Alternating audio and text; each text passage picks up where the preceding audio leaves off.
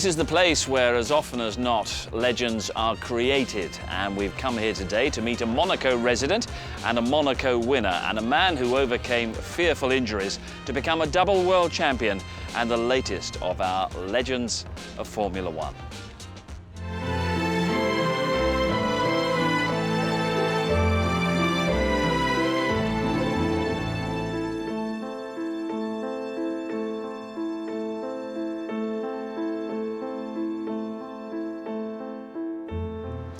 Mika, thanks for giving us an excuse to enjoy the best view in motorsport, one of the best views in the world. You've lived here for quite a while now, haven't you? Yeah, I've been living here 20 years. When I started my Formula One career, I decided to move down here in Monaco, and it was a right decision.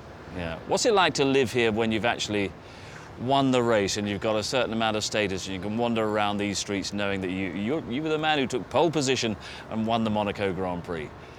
Yeah, it is quite interesting, you know.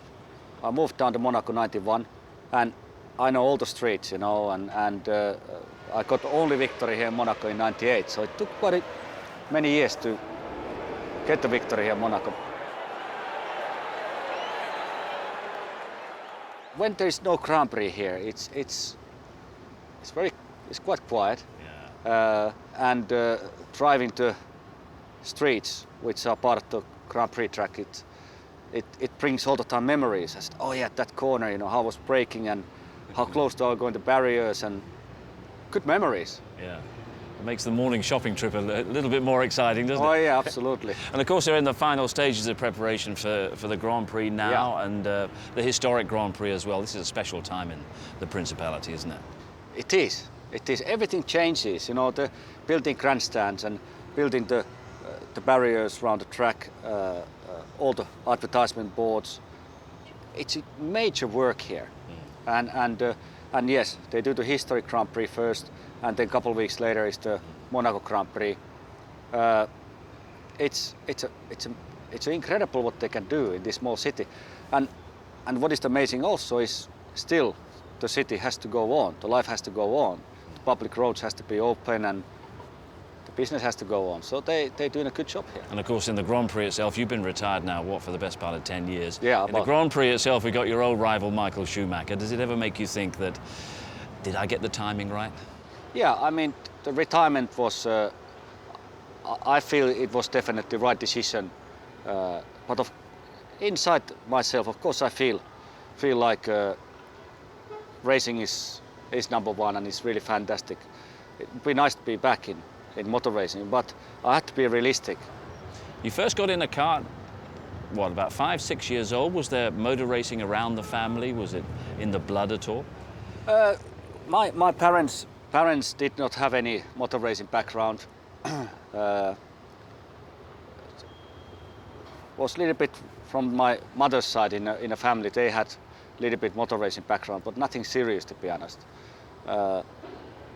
But go-karting and motor racing in generally Finland is very big sport. So I got involved go-karts when I was around 5, 6 years old, and I got a spark. I got the spark. I said, this is it. I like this. Of course, I tried everything else. I tried football, ice hockey, but all these, like ice hockey, more or less that time you were able to only play on the winter time. Yeah. Football only at the summertime. So biggest interest I got from the motor racing. It was really good fun. I would say I was a very aggressive driver. You know, it was not really fighting against the clock. It was more or less just going around the corner as fast as possible.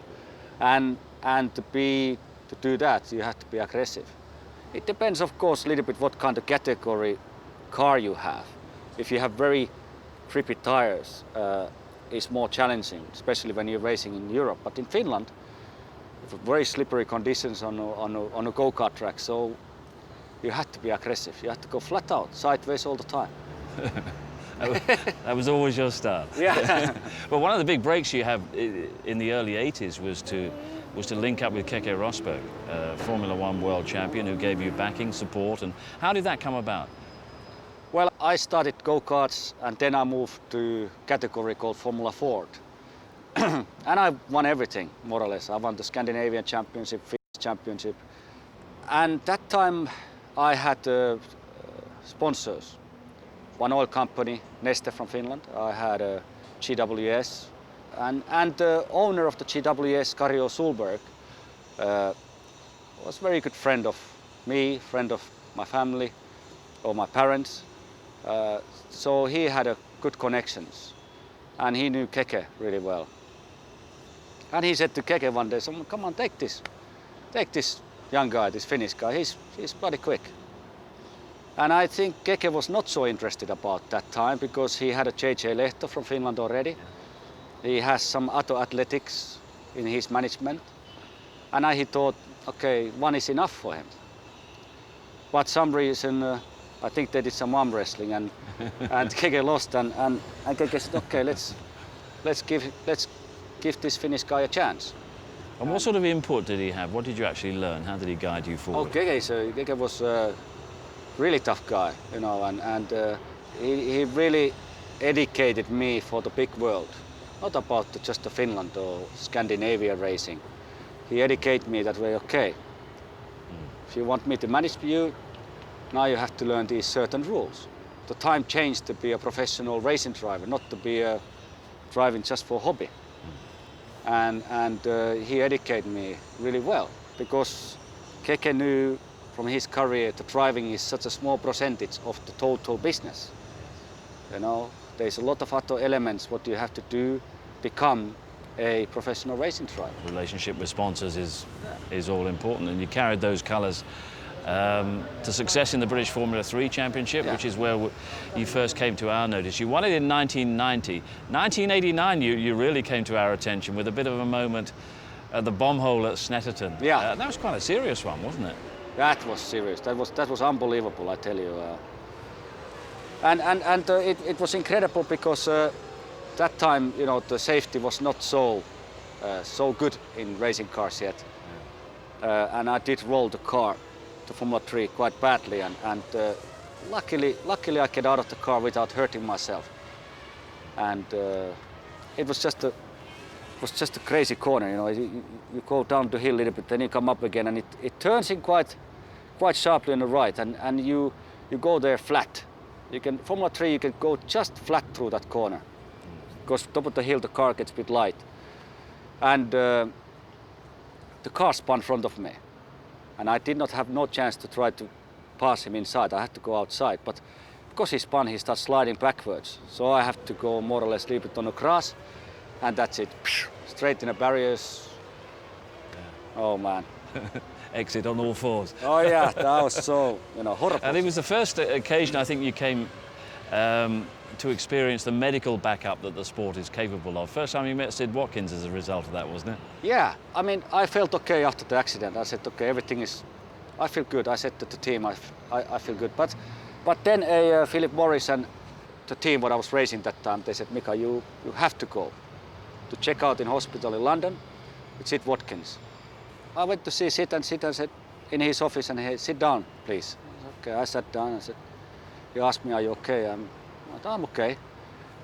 He had a cup of coffee and said, Mika, smell this. And I said, yeah, it's coffee. All right, you are fine.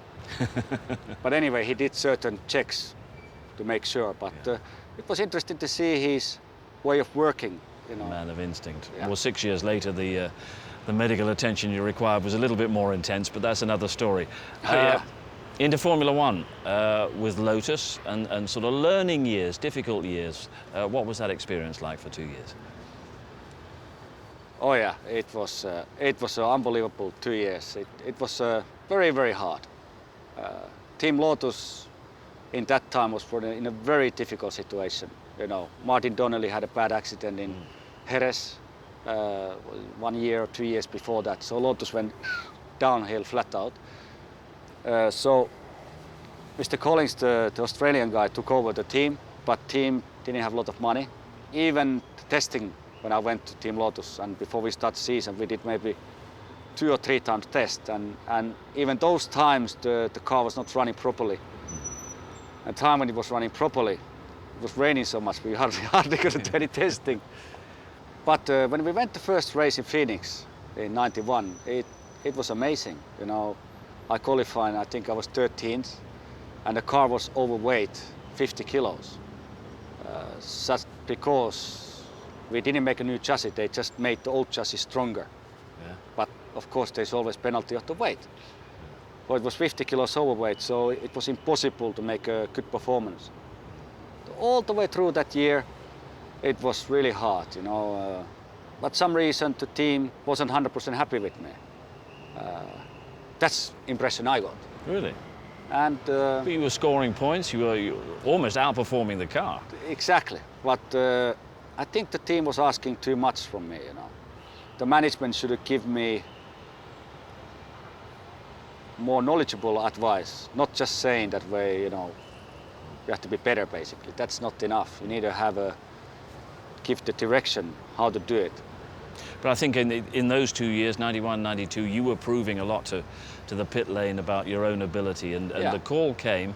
How did you end up at McLaren as was sort of a third driver, a test driver is how it turned out, but there's a bit of contractual stuff flying around, wasn't there? Well, because of 92 I did pretty good results with Lotus, even we weren't that competitive, but some reason I was scoring points, nearly finished in podium in Hungary. So the teams got interested. There was quite a few teams, Ligier, Williams, McLaren, a lot of teams was contacting and said, come on, we want Mika to drive for us. It came time to make a decision what I'm going to do. I had to look what team would be the best me to go. And if you look the history of McLaren, it's unbelievable. So I said, that's it. And Ron was happy to take me. But Ron said, you know, maybe to Ayrton, we'll continue with this 93. So maybe you end up your test driver. Yeah. And that's what happened. It was horrible. It was not long before the first race in Kyalami when the Ron said, you know, Mika, sorry, no racing. You will be test driver. But he said, Mika, I promise you will be racing with us.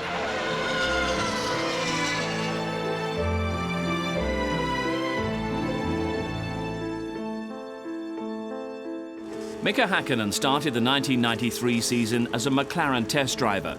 He had a front row seat to observe the contrasting styles of Ayrton Senna and the American Michael Andretti, son of the 1978 world champion Mario.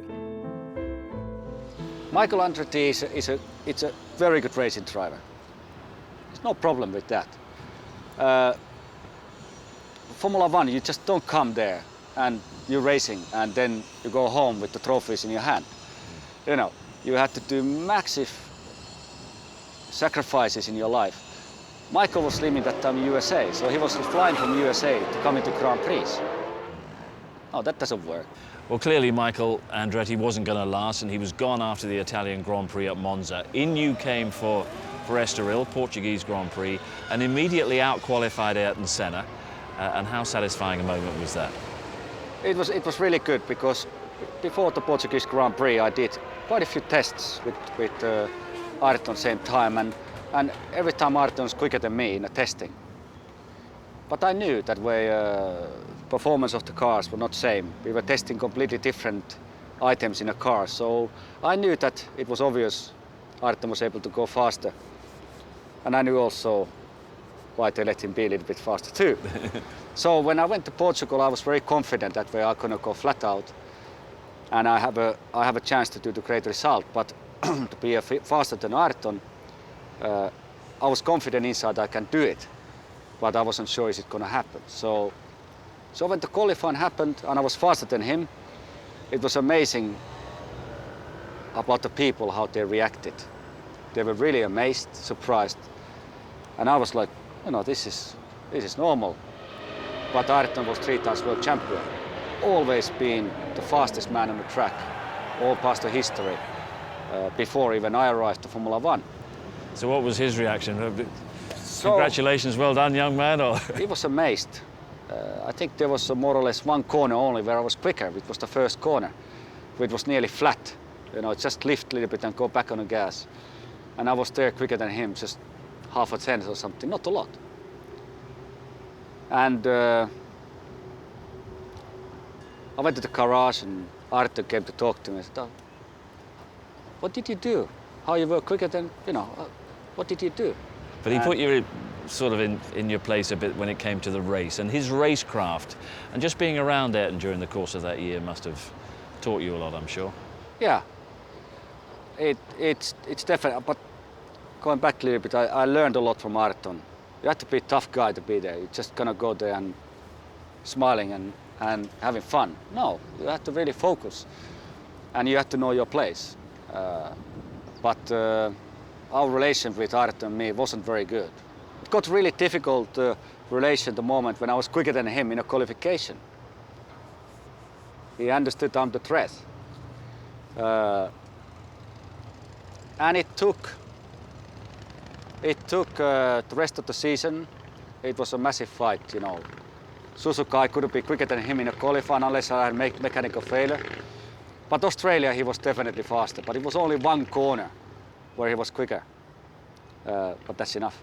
But then relation changed when he went Williams in '94. We had an incident in Ida in Suzuka. I pushed him off. Of course, not purposely, in a start. So after the race, I went to see him and said, I'm really sorry, I didn't mean to do that. I was so pissed off. He was so angry for me. I said, come on, man, I didn't do it purposely, things happen. And then he came, we went on the same flight back to Europe after that, and he came to see me and started talking to me. I think he understood that way he was not behaving correctly, And after that, everything was very good. But then after, then what happened and after that was... There wasn't a great deal after that, which was the tragedy. But you were a McLaren race driver, and they were tough years for McLaren compared to what had gone before, 94, 95, 96. How did you see the morale within the team and the whole sort of spirit within the team? Because you went through, 3 different engine suppliers and different tyre manufacturers and everything. McLaren was winning. They were dominating in 90 to 88, 89, 1990. So suddenly, no results. And I was living in that path with McLaren. And we had a Ford engine. We tested Lamborghini engine. We had a Peugeot engine, and then finally Mercedes. So every time when you change the engine in a car, you have to change the hydraulic, the cooling, the design of the car, the gearbox, so million things. So it was a very difficult to get the results. Either mechanical failures or the performance wasn't good, so very difficult time. But Ron Dennis said to me, Mika, you will win with us. You will be world champion, And I look at him and said, okay, let's fight, let's go through this difficult time, and I trust you. But did you really believe that? Believe that because it was McLaren? I believe that. I believe him 100% because the history talks. Yeah. And the Ron was always working on perfection. But Ron always, and I learned to understand that way, you don't change things overnight. You have to wait, you have to get the right people, you have to get the right engine. And finally, when we got the Mercedes, we started getting stronger. And finally, when we got Adrian Newey, we got really strong. Yeah. And then the happy day started. Yeah. But before all of that, at the back end of '95 came your huge accident in Australia. How much do you recollect of the incident, if anything, the very graphic aftermath as well? Yeah, it was awful. It was really difficult. '95 was a really hard year. Mercedes had high expectations for the results. Car didn't work really well in '95.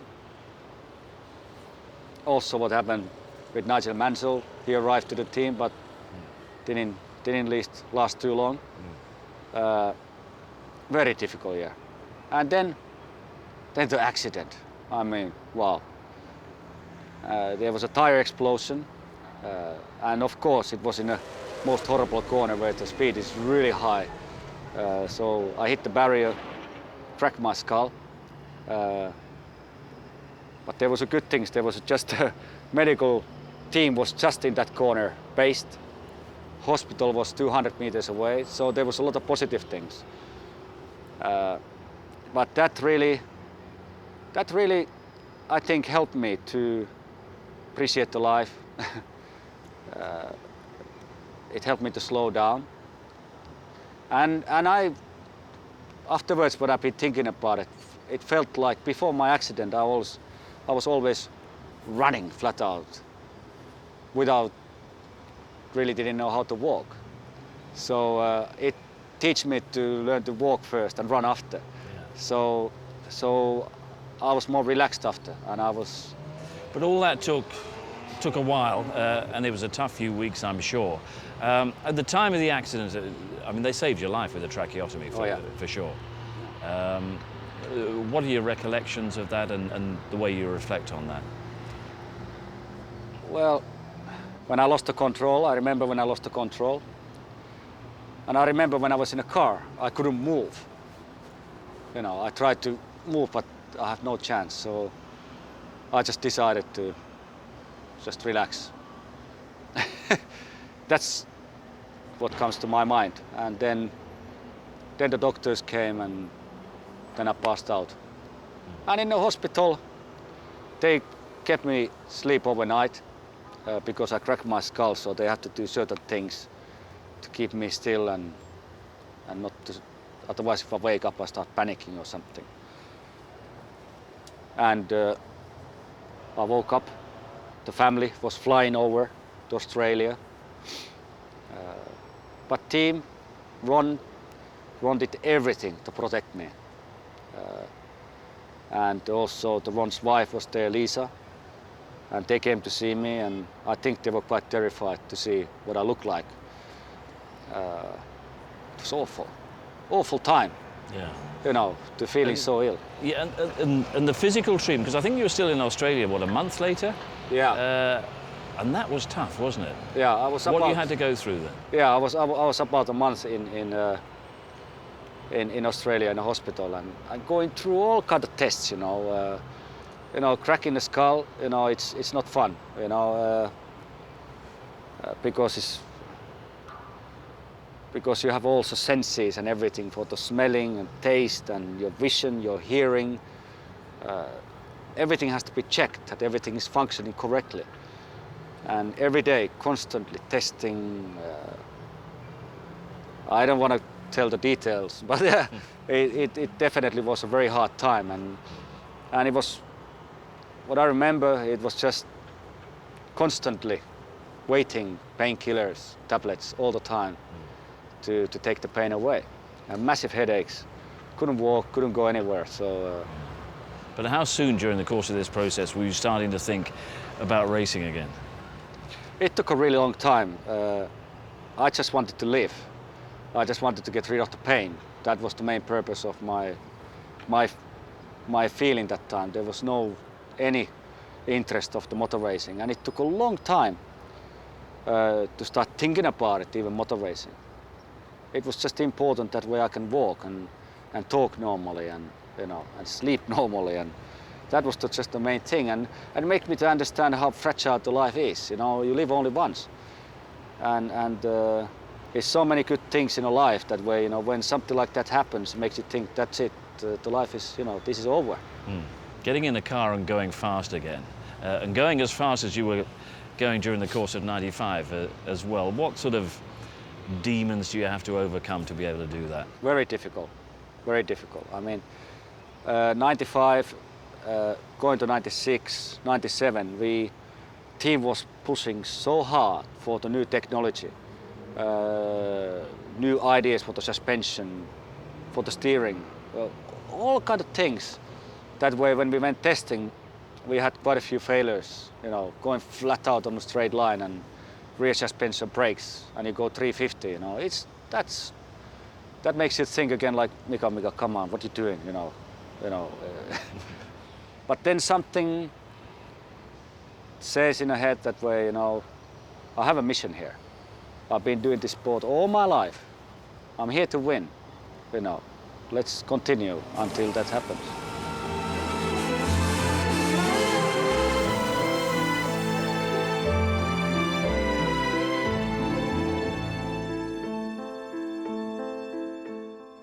Having made a miraculous recovery from his crash in Australia, Mika was back racing again in 1996.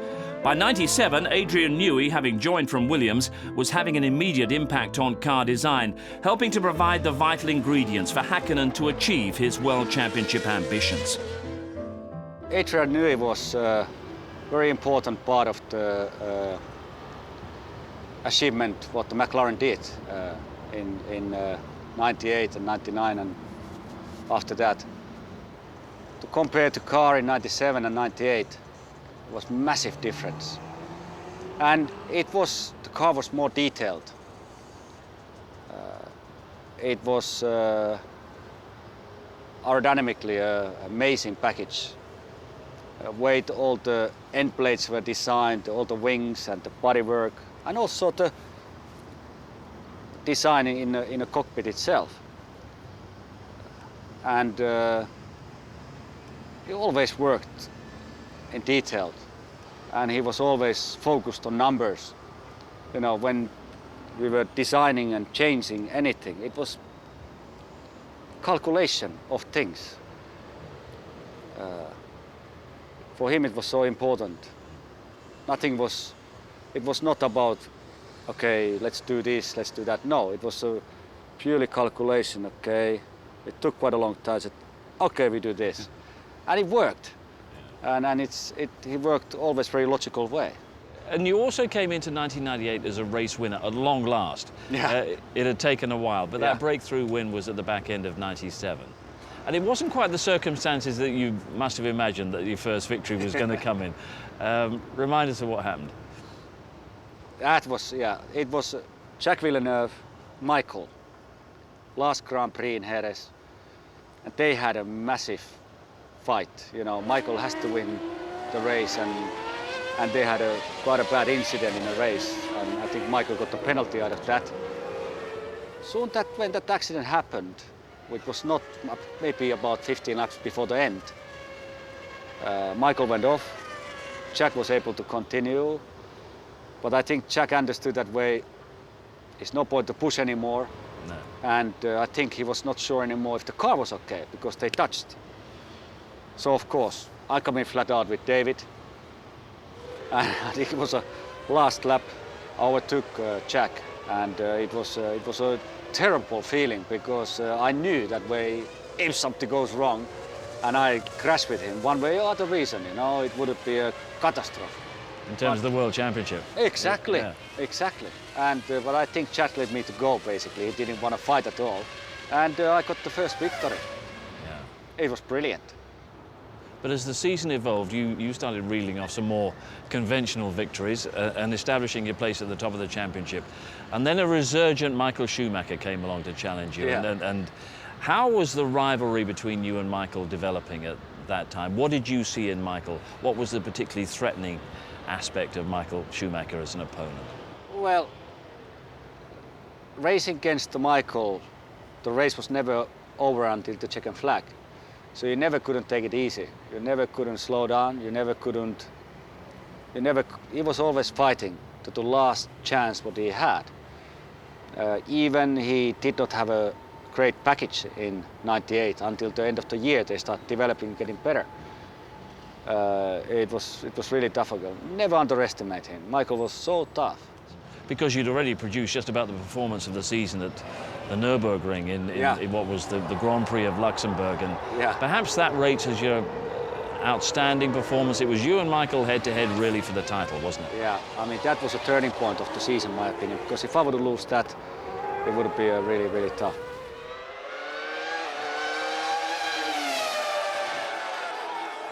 When we went to final to Suzuka, I was some reason so confident. I was confident because team gave me the confidence. Team gave me the trust that way, Mika, you can do it. Mika, we will do everything for you, that way you can do it. And I felt like, that's it. I'm gonna do the same. So I'm gonna make a perfect weekend. And it was unbelievable, you know.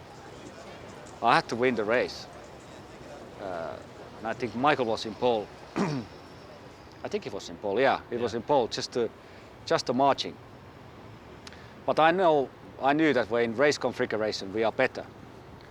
So before the start, I tried to figure it out how I can do this, how I can win it. And suddenly it clicked in my mind. I said, now I know what I have to do. So I put all my concentration, all my energy, only in the start, nothing else. And the warm-up lap to make sure the car is warm, the tires are good and everything. So I was only focusing for that. I didn't think about the first lap or second lap or whatever. And it worked out fantastic. Michael had a problem. Michael had his own problems, didn't he, as well? But, yeah. I mean, the feeling of satisfaction at the end, I mean, not only from your point of view, you'd only become a race winner a season earlier, but in the context of everything that had happened in Australia in '95, and also the fact that it had been such a lean period for the team as well. Yeah. The feeling at the end of that race must have been astonishing. It was incredible. I don't know, even when Michael was out, I saw him on the track, I saw him on the screen, I knew that's it, And I said, I was calling radio, Michael is out now, and Ron just said, Mika, focus, concentrate, it's not over yet. It was again, I never forget that because it was important to finish the race and win the race. But going around after the race to the lap around the track, it was an amazing moment, the feeling inside, the relief. Coming to the pits, coming out of the car, I didn't know, is it real or not? Is this because it took so many years? It's horrible, it took since '91 and finally 7 years later, the victory comes.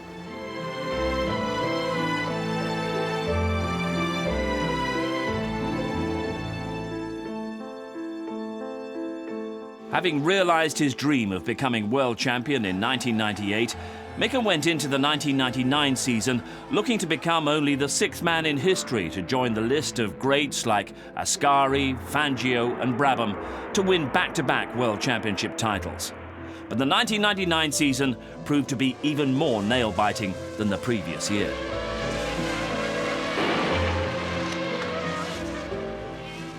At the end of the '98, I was really busy. All the promotions, marketing around the world, and I mean, Jesus, I was so busy. And I didn't really have time to sit down and think about it, what happened, So I think I should have been more clever and say, that's it, guys, I cannot do this. Yeah. Because the whole year was so intensive, so hard, so I needed a break. Immediately after the season, flat out promotions, and I was 1 month on the road, all over the place. I didn't know anymore which country I was going into, it was so fast. So the time to have a time off and come back to the testing, it was not good. Yeah. And when we started year '99, the regulations changed a little bit, the tires changed, the chassis changed, and we had a quick car in '99, but again, it's so much in the edge. So the reliability was a little problem. The car was so difficult to drive. It was quick, but so difficult. So I knew that way, even we had an advance in start of the season, I knew it's not going to take long. Yeah. Michael will catch us sooner or later. But then he had his incident. He broke his leg at Silverstone, yeah. And you must have thought at that time, well, that's it, the championship is ours once again. But it wasn't going to be as easy as that, was it? No, it was sad what happened to Michael. And I thought this is going to make the season easier, but it was not easier. I had again unbelievable situations. I think I had a situation with David in Austria. Yeah, you came together. Yeah. That was catastrophic. Plus, of course, you had Eddie Irvine, who was finding his form and was a strong opponent, wasn't he? Yeah, he was always shadow of Michael, and now finally he got attention from the team, and I think the Ferrari was also on a good way of developing a car.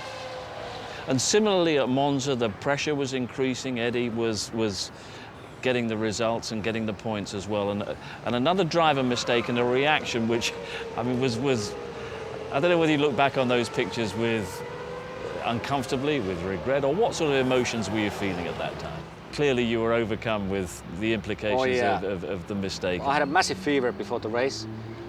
I was not feeling so good, but I didn't want to tell that to anybody, so it just created other discussions. So I just said, I'm quiet. And it was really hot in Monza.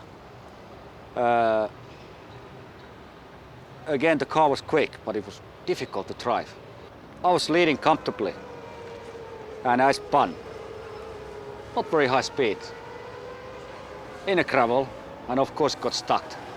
Because the ride height in Formula 1 is so low, so it sank in the sand and no chance to get out. And I was so angry for myself, so angry, and I was so disappointed of myself. I was a world champion, and I should not do mistakes like that. You got out of the car. It was clear that you wanted to have a private moment somewhere. If you could have slammed the door of a caravan, we would have all understood what was happening behind. But do you look back on those pictures uncomfortably, or this is what the sport is about? This is what it means to you? I don't think it's a mistake to show your emotions. I think it's a very important to show your emotions when you're disappointed. But in that time there was too much. Before the race I had a fever. I lost a lot of liquid. It was a very heavy, hot Grand Prix, very important Grand Prix. And that made me just, I was disappointed in myself.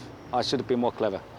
So after crashing out in Monza and finishing only 5th in the European Grand Prix at the Nürburgring, the championship came down to the final 2 races of the season, with Mika and Eddie Irvine still vying for the title, but with a fit again Michael Schumacher, now back in the other Ferrari.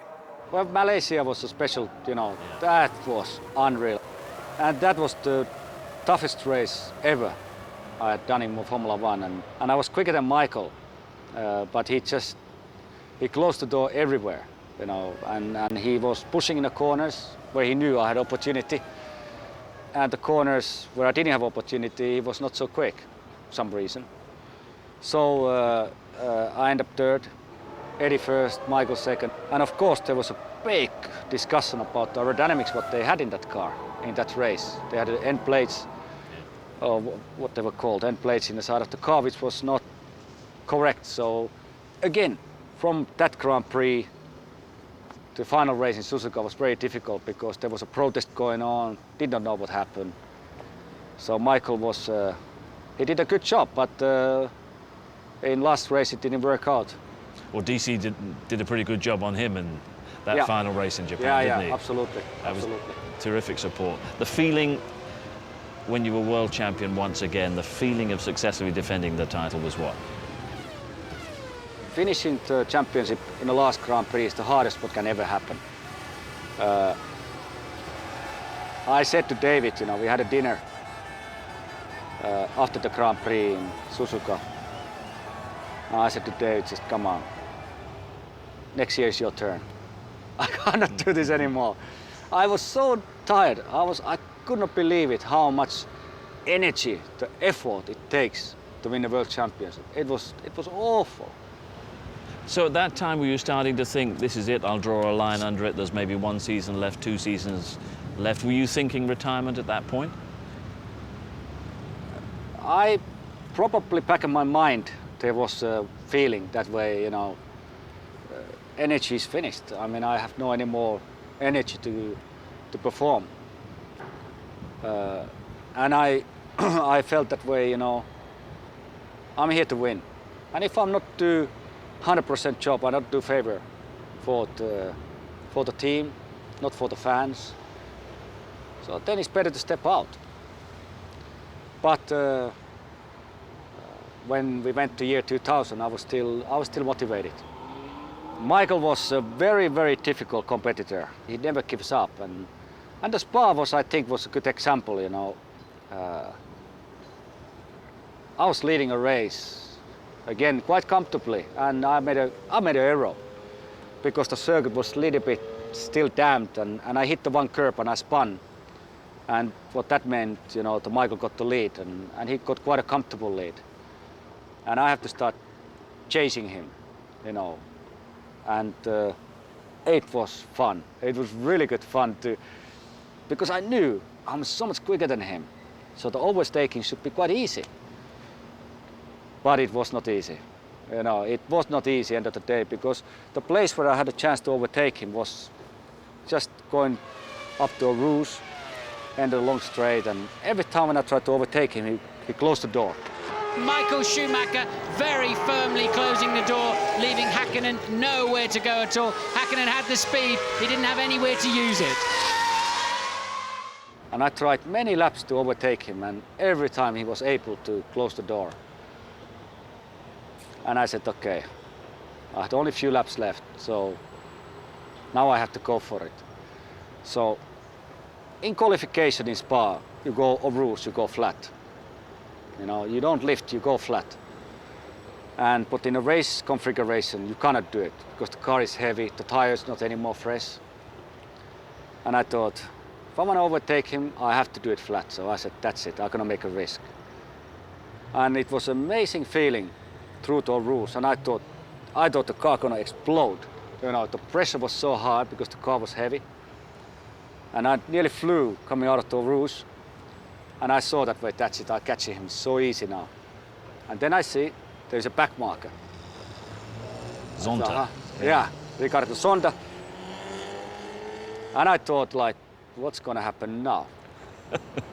Because every time Michael was closing the inside road, inside of the track, and I thought, okay. But now he cannot do it because Ricardo is there, so I have to pass the Ricardo inside. But I knew that way, if the Ricardo don't see us in the mirror and he suddenly moves inside or outside, it will be a history basically. I said, okay, let's go for it.